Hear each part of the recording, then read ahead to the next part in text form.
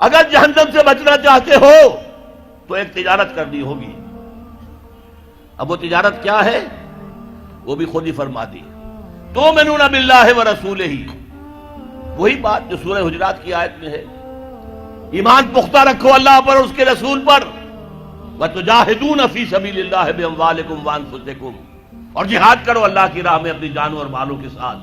ذالکم خیر لکم ان کنتم تعلمون، یہی تمہارے حق میں بہتر ہے اگر تم علم رکھتے ہو. تو معلوم ہوا کہ یہ جہاد لازم ہے، یہ جد و جہد لازم ہے، یہ ایمان کا لازمی تقاضا ہے، یہ جہنم سے چھٹکارا پانے کی لازمی شرط ہے. اگر یہ نہیں کر رہے تو ایمان نہیں ہے تمہارے اندر، اور جہنم سے چھٹکارا پانے کی امید یہ ایک بس تمہارا خیال ہے. تلک امانیہم، یہ تمہارے من گھڑت خیالات ہیں، یہ تمہاری وشفل تھنکنگ ہے، یہ حقیقت نہیں ہے. اب اگلی بات سنیے، یہ جد و جہد بغیر جماعت کے ممکن نہیں ہے. کیا اکیلا آدمی نظام کو بدل سکتا ہے؟ ہمارے ہاں بڑے بڑے متقی لوگ موجود ہیں، کوئی شک نہیں ہے. بڑے بڑے اہل اللہ موجود ہیں، نیک لوگ ہیں جن سے انفرادی طور پر لوگوں کو نیکی پہنچ بھی رہی ہے، مرشدین ہیں. لیکن کیا وہ نظام کو بدل سکتے ہیں؟ نہیں. جماعت بنانی پڑے گی، جماعت، حزب اللہ، اللہ کی جماعت، اللہ کی پارٹی بناؤ. اور اگر موجود ہو کوئی تو داخل ہو جاؤ، شامل ہو جاؤ. اس لیے کہ جماعت کے بغیر زندگی اسلامی زندگی نہیں ہے. حضور نے فرمایا ید اللہ علی الجماعہ، اللہ کی تائید اور نصرت، اللہ کا ہاتھ جماعت کے اوپر ہے. حضرت عمر نے فرمایا لا اسلام الا بالجماعہ، جماعت کے بغیر اسلام ہے ہی نہیں. ولا جماعہ الا بالامارہ، امیر کے بغیر جماعت نہیں. ولا امارہ الا بالاطاعہ، اور اطاعت کے بغیر امیر کے معنی کیا ہوئے؟ اطاعت کرو اس کی. حضور کی ایک اور حدیث حارث اشعری رضی اللہ تعالیٰ عنہ فرماتے ہیں انی آمرکم بخمس، اے مسلمانوں میں تمہیں 5 باتوں کا حکم دے رہا ہوں. اللہ امرنی بہن، اللہ نے مجھے ان کا حکم دیا، میں اپنے پاس سے نہیں کہہ رہا. حالانکہ حضور کو اختیار تھا، خود بھی آپ کہہ سکتے تھے. مستند ہے ان کا فرمایا ہوا، آپ کا فرمایا ہوا مستند ہے. الصادق المصدوق ہیں، سچے ہیں، اور اللہ نے ان کی صداقت کی گواہی دی ہے. لیکن یہاں تاکید کے طور پر فرمایا کہ میں 5 باتوں کا حکم دے رہا ہوں، اور اسے صرف میرا حکم نہ سمجھنا، یہ اللہ کا حکم ہے جو پہنچا رہا ہوں. بالجماعت والسمع والطاعت والہجرت والجہاد فی سبیل اللہ. رواہ الترمذی واحمد بن حنبل رحمہم اللہ. مشکات شریف میں یہ روایت موجود ہے. عن الحارث الاشعری، حارث اشعری رضی اللہ تعالیٰ عنہ سے 5 باتیں.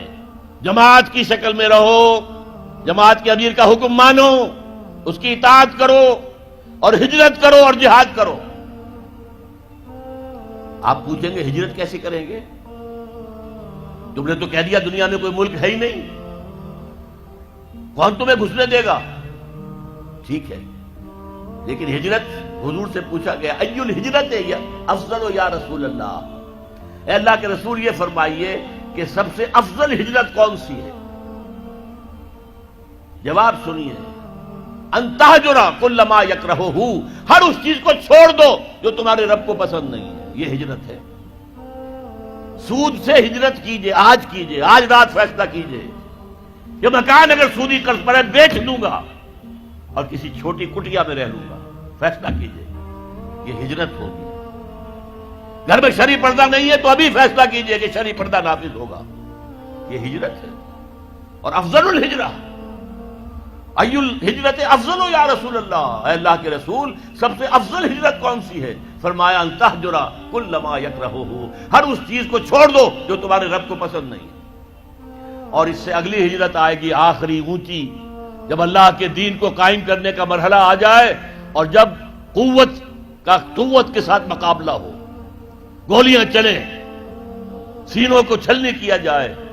اس وقت اگر وہاں شامل ہونے کے لیے گھر بار کو چھوڑ کر، بیوی بچوں کو چھوڑ کر وہاں گئے تو یہ ہجرت ہے، سب سے اونچی ہجرت. اور جہاد کے بارے میں پوچھا گیا ای الجہاد افضل یا رسول اللہ، فرمایا ان تجاہد نفسک فی طاعت اللہ، سب سے افضل جہاد تو یہ ہے کہ تم اپنے نفس کے خلاف جہاد کرو، اسے اللہ کا مطیع بناؤ، یہ تمہیں اللہ کی مرضی کے خلاف احکام دیتا ہے۔ کسی سرکاری ملازم کو رشوت پیش ہو رہی ہے، نفس کہے گا لے لو لے لو لے لو لے لو، فلاں کام رہتا ہے فلاں کام رہتا ہے، بچے کی فیس دینی ہے ابھی پیسے نہیں ہے، لے لو لے لو لے لو لے لو، نفس تو یہ کہے گا۔ آپ نفس کے خلاف جہاد کریں، نہیں لوں گا میں، یہ ہے جہاد۔ اور سب سے اونچا جہاد کیا ہوگا؟